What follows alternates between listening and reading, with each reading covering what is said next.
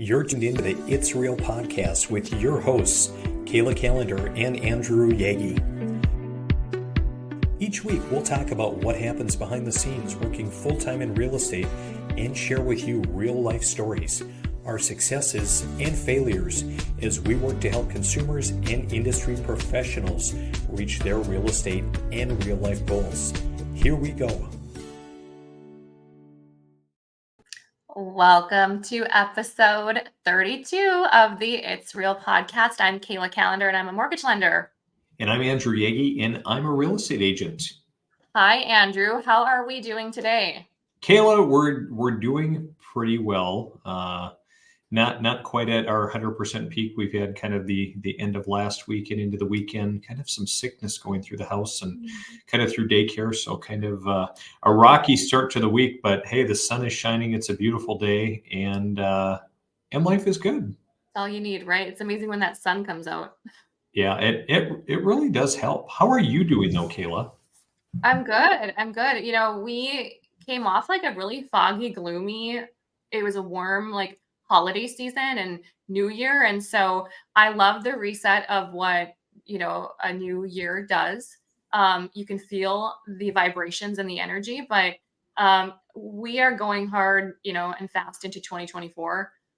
We're seeing things really pick up, and I'm excited to see what real estate brings this year. So Kayla, I'm really excited too, and I'm optimistic. It's been interesting talking to other agents and, seeing some, even some of the big players out there and kind of, the number of homes they've sold. And a lot of them they were significantly down, probably an average of 25% like the market was as a whole. And so it's interesting to see that, but we're already seeing some momentum. We listed 3 properties last year.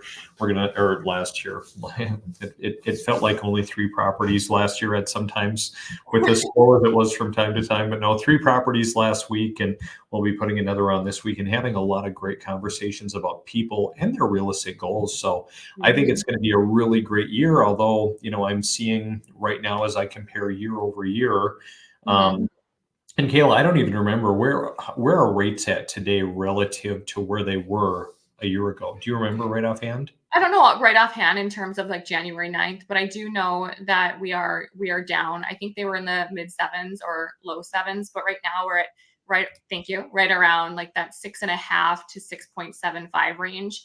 What we saw, if you go back, you can you're doing it right now, right to that year ago. We also saw the fall, it was right after January, Andy, we started to kind of see it pick up into it was February, March, it started to tick up. So you can kind of see there, it started to tick into the 7s.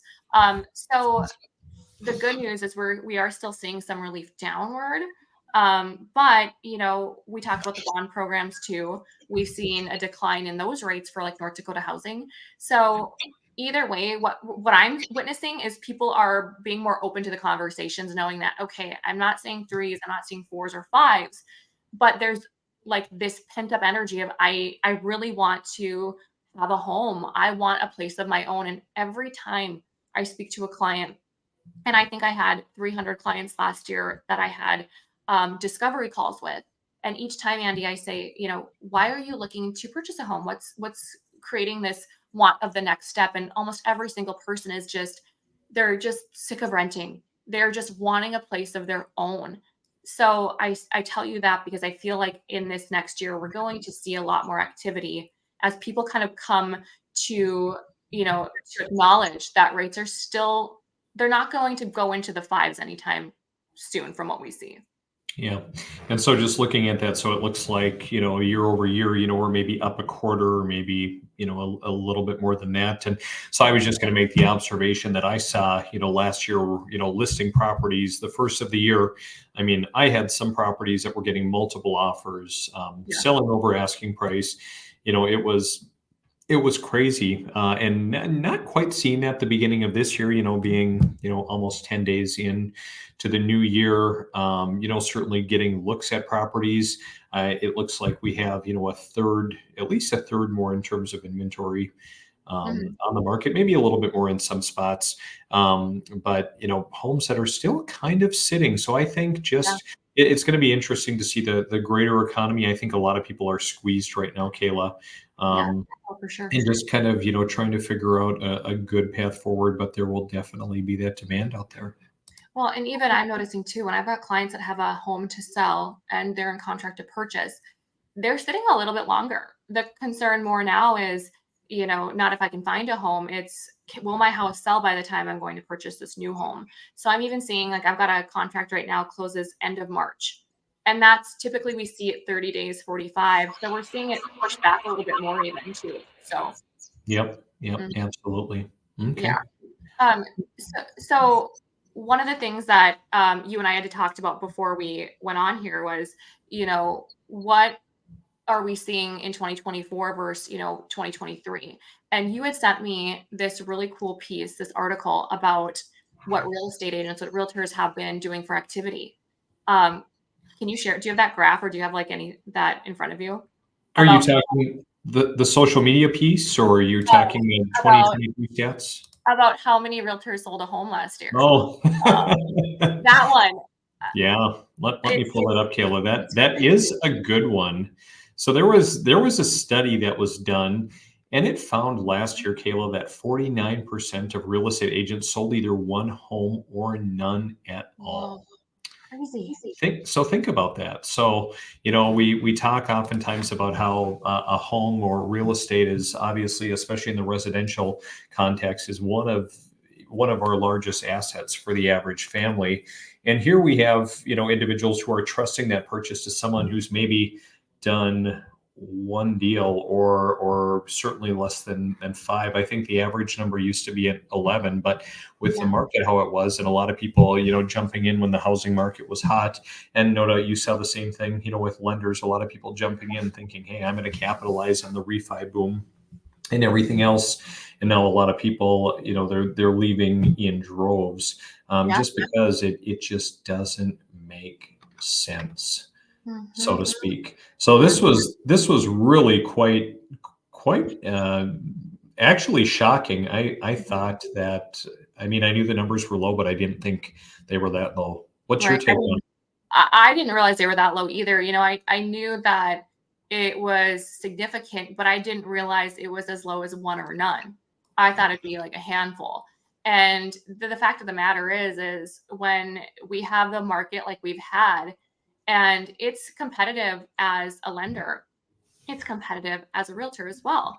And so it doesn't surprise me that if you're selling one home, that you're getting out of the business. And, to clients that are looking to hire realtors, I mean, you have to remember that who you hire matters, and you want to work with someone that's experienced and knows the market. And so even that's telling for a consumer is, do your due diligence and talk to realtors and find one that has that experience. One a year, that's hard. I think there are probably some skeptics thinking, okay, there are, you can find a study to support anything, but, so just to, give this a little levity, perhaps it says this, this report included 2,000 agents in 20 major brokerages, and it was 100 randomly selected agents in four urban areas: Pennsylvania, Orlando, Mhm. Tucson, and Minneapolis as well. So it does hit Yeah. home, to our regions. 49% of agents in those four areas sold either zero homes or only one in the previous year, and 70% sold five or fewer homes. The median number of sales was two, and more than a third of agents, 37%, didn't sell a single home. Man, and you got those, realtor fees that you have to pay annually, and that adds up. Well, and throw the fees and everything aside, I just look at that and I think one issue is that, the barriers to entry are not very high, Kayla. And No. so, it just scares me though, because to know that, hey, someone can go in and get a license, they can go buy leads from Zillow or Realtor.com or something, and have an unsuspecting individual coming and Yeah. trusting them with this purchase. Yeah. So. Yeah. It's shocking, and thank you for sharing it because it's just quite eye-opening. So, Mhm. um, Yeah, well, and I would say it goes the same for lenders too, because again, I mean, there are a few more barriers to entry, but it's really important who you work with there as well. mhm. Yeah, So, and we're seeing people get out of that as well. We've seen quite a handful of people even in our community leave the business as well. So, it's, Sure. I'm curious what 24 will bring, but I think once you're kind of out of it, I'm curious if you'll come back. So, Sure. but Andy, let's talk about 2024, because a lot of individuals are still thinking, they're on the sidelines. They're thinking, do I go forward? Do I wait?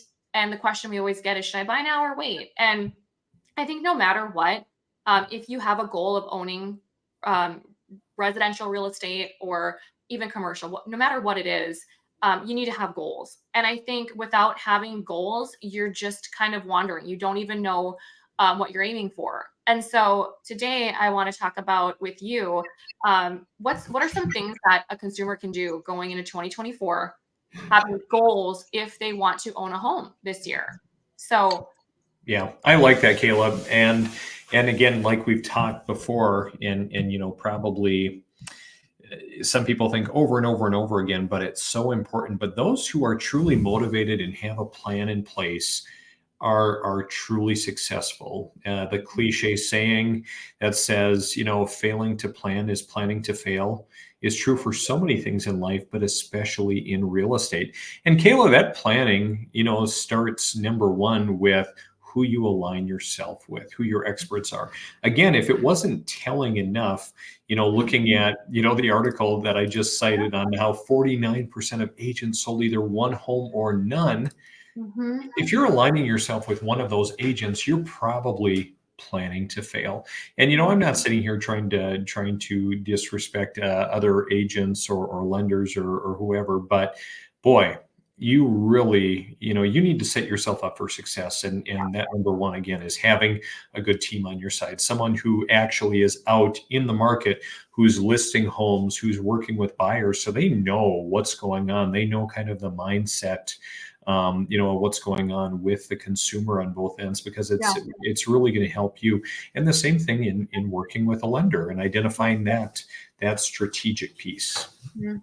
And I think that step one is, you can't do it on your own. You can't, unless you're paying cash and you want to go unrepresented. I get that. But without having the right people on your team to guide you, I mean, the experts, we do this all day, every day. And so it's like, I wouldn't personally color my own hair, as I always say. You hire the expert because they do this day in and day out. So I for sure would say, meet with a lender, meet with a realtor or multiple, and find what they can do for you. Are they educating you? Do they empathize? Do they take the time to make sure that you understand, and take a look at their numbers? Google them. I tell people, do you pass the eye test? That's what an individual I know says is, if I Google Andrew Gagey, what pops up? If I Google Mhm. Kayla Calendar, am I seeing anything at all? Get to know the people, because that's the first place that the consumer is looking, especially this next generation, is Google. So do your research and find for sure those two people to be on your side. Absolutely. Love it, Kayla. I Um, think I, Go I ahead. think another piece, or what would be second on my list, Kayla, is especially if you're looking to buy, define your buy box. What Yeah. does a home look like for you? What does your family look like? Is your family kind of fixed in size? Are you looking to grow your family? Are you working from home, or are you anticipating, some change where it would affect the type of space you need? It was really interesting, Kayla, going into COVID. We kind of went 90s, 2000s. People really had a desire for huge homes, for a lot of space at home. And then slowly that was decreasing as people were like, you know what, this is foolish. We don't need this large of a home. We don't need to go back, to decades Yeah. prior and have one automobile and a one stall garage, but, we don't need all of this extra space. And then COVID happened and people started working at home. And so then that's kind of shifting back the other way where, hey, we need more flexible, more workspace, more a space for fitness, a space for maybe a home business. And so looking at things like that, looking at neighborhoods, obviously, if you're living in a community like I live in Fergus Falls, neighborhoods are still a consideration, or certain developments. It's even more important in your market in the Fargo area. Sometimes schools come into play. I know I've worked with a lot of buyers where, depending on where they're at, the schools will be a factor. Obviously, in our area, lakes, come into play as well. Yeah. Yeah. And I love that you say that buy box, because if you don't have a plan, then what are you aiming for? And the fact of the matter is, you don't want to spend all this money and invest in something and then be unhappy with the result because you didn't plan for it and you didn't look at neighborhoods. So you could sum it up and say, do your research and find what are your needs, what are your wants, and what are your non-negotiables. I love Um, it. I like that, Andy. I'll add to that is, are you in a lease? Are you renting? Like, do you have to be out by a certain date? Are you spending more if you go month to month? What does that look like? Do you have a house to sell where you have equity? And what I would say is look at your current situation and find out your timeline. What does your timeline look like? Because that's where your budget is going to come in. If I've got some clients that are buying in a year, so they have a year to save up. So find your timeline and really dial in your budget per month. Um, One thing a lot of clients do is they'll just write out what their monthly bills are, or they'll analyze what they spend in rent, and they'll say, okay, if I'm comfortable spending 2,500 in rent, they think about what's an extra 1,000. And I'll even have like a husband and wife that will say, well, an extra 1,000 is 500 more each. They kind of break it down or break it down per week. Mhm. But one of the tips that I have is get detailed on what you can afford per month, because we'll see people get approved, Andy, and we've had a lot of people, my team and I, where they get approved and it's nowhere near what they thought they'd get approved for. They're looking at like $1,000 a month range, and then when you tell them what that looks like in a price, when you break that down, it's shocking to them. So that's where having your team of lender and realtor and really dialing into your monthly budget. What are you comfortable with? Because that's going to determine what you can afford in a purchase price. Absolutely, Kayla. Um, any other tips that you have, Andy, or anything else that someone can do in 2024 to just take that next step and plan? Yeah. So obviously financial awareness, Kayla. So you talk about the budget, and so we'll go, a step deeper, and just knowing not only what your budget looks like, but also, hey, what's my credit looking like? Yeah. It's always crazy to me, and maybe more so to you, just looking at how, the lack of financial savvy or even ignorance surrounding it, and that, hey, I have no idea what my credit score is. Oh boy, I didn't realize that I had this old bad debt that was hanging out Right. there. Or even, I always tell people, hey, we want to have that financial plan in place before we start looking at homes, because I've had buyers that all of a sudden they have some old financial gremlins that are dragging them down, or even some inaccurate information on their credit report. So Right. I think having that savvy is really important. That goes and extends beyond the budget. I love that you say that, Andy. I had a client this last week and I said, oh, it looks like you've got 4 credit cards. And she said, no, I was on my mom's, but I'm not anymore. Well, she didn't realize she wasn't off of them. The good thing is her mom was spending, and paying the bills. But had she not been, it would have impacted this client as an authorized signer. So just having a credit check, just knowing what does your x-ray really look like of your credit. Um, I love that you say that because so many people don't know or they're surprised. Also, to add to that, I'll have a client that will say, hey, Kayla, I'm not ready to get pre-approved, pre-qualified yet, but can you run a payment for me? Well, Andy, even when we show like those North Dakota housing rates from 5.75 to mid eights, 3% in an interest rate can be a game changer. It's a huge swing. So when you're quoting a rate and it's $500 off, I mean, that's the reason I bring that up is it's important to meet with the right people that can look at your credit, that can determine what programs you qualify for and what your out of pocket is on closing day, because that all comes in together and it's all customized. So the financial analysis piece, getting to know that, is meet with a lender who can do that, or a financial advisor as well. Mhm. Awesome. Kayla, I think another important point when goal setting, especially as we're looking for residential real estate, is if you're buying with someone else, whether it's a spouse, a partner, maybe you're buying with some friends, whatever it looks like, is to make sure that we're on the same page and that we're shopping for the same property. So kind of going back to, sitting down and kind of figuring out a collective budget, kind of the same, like, hey, let's sit down, and oftentimes what I'll do if we're able is, to get buyers to come into my office, and we will sit and make sure that we're really shopping for the same house, because there have been many times where we've been out looking for homes and it becomes evident that the husband's shopping for one Yeah. house and the wife is shopping for something else. Yep. And we're spinning our wheels and we're not getting anywhere. And it's just a really all around frustrating situation for everybody. I love that. I think that that is a big miss sometimes is, make sure that you're on the same page, even for your budget. It's funny you say that. This morning, the girl goes, I'm comfortable with that. I'm okay, but I don't know if my husband is. So I'm like, well, you better talk because if you're not comfortable, then you might not want to spend the time to go look in that range. So I love that. So being on the same page with what you want in a home as well as financially. Absolutely. Amen. I love that. I love those tips. And hopefully, these tips can help people just take that next step, just to kind of get the brain moving because it's at least a step forward to home ownership and getting out of that rent and that feeling of I don't have my something of my own. Absolutely. I love that. Yeah. Andy, is there anything else that you want to leave with our audience today? Yeah, I would just say, just as always, if we can ever be a resource, reach out. Like if buying a home is overwhelming, the emotions, the detail, the roadblocks. We just had a client that in our office, someone's buying a home, and found out that the seller of the property just passed away this week.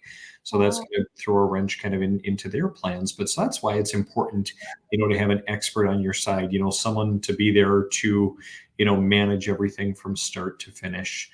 mhm. So again, like I said, if we can ever be a resource, please reach out. We'd love to visit and help you reach your real estate goals in 2024. I love it. And I'll add too, Andy, that's the thing is we're here to help whether, you're purchasing or you're selling or you just want to talk with somebody. It's not scary and we don't charge for a conversation, So if you want to take that next step, we're here to help in any way. So Awesome. Well, Kayla, thanks for taking the time to connect, and thanks for everyone for yeah. watching this week. We'll see you next time, Andrew. See ya.